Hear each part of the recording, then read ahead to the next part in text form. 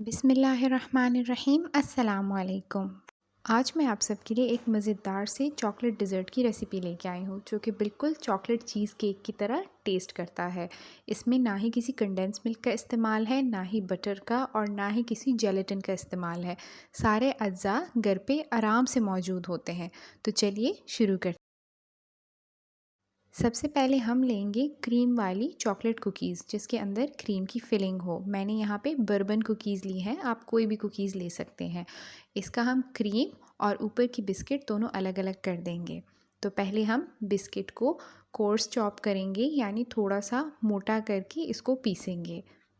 अब हम इसकी बेस बनाएंगे। ये तकरीबन 16 कुकीज़ का पाउडर है। मैंने 16 चॉकलेट कुकीज़ ली थी और इसमें मैंने तकरीबन 5 से 6 चम्मच दूध के डाले हैं।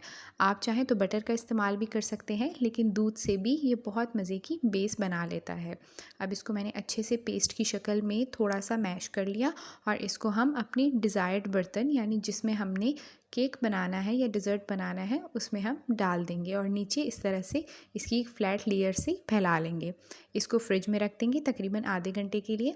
और अब यहाँ हम क्रीम की फिलिंग बनाएंगे। यहाँ मैंने कुकीज़ के अंदर की क्रीम ले ली थी, उसमें थोड़ा सा दूध डाल के उसको एज अ पेस्ट बनाने के लिए मैंने उनको थोड़ा सा विस्क कर लिया। आप चाहें तो ओवन में हीट करके भी इसको पेस्ट की शक्ल दे सकते हैं।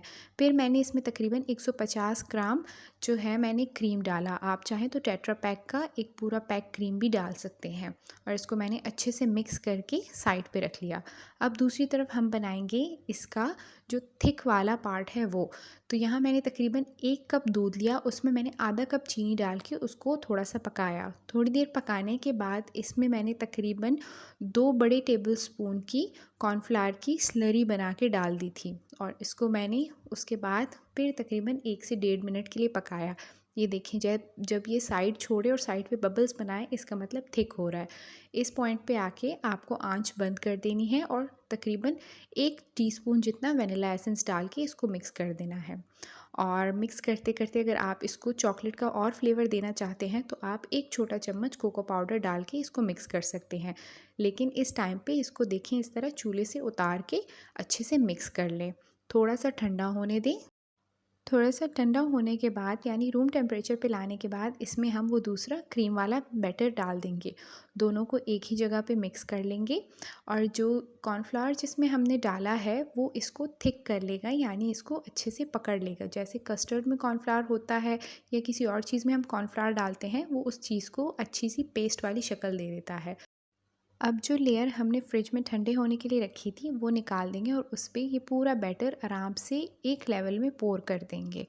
इसके ऊपर थोड़ा सा आप कुछ भी पाउडर छिड़क सकते हैं या ड्राई फ्रूट छिड़क सकते हैं। मैंने यहाँ पे हल्का सा कोको पाउडर छिड़क दिया। आपकी मर्ज़ी है, आप कैरेमल भी डाल सकते हैं, आप कोपरा भी डाल सकते हैं, आप जो डालना चाहें डाल सकते हैं।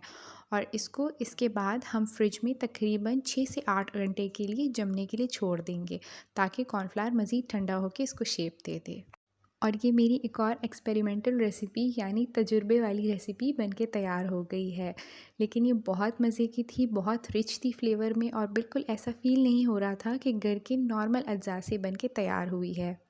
तो ऐसी ही मज़ीद रेसिपीज़ के लिए मेरे चैनल को सब्सक्राइब करें और अपने और प्यारों में शेयर करें। शुक्रिया।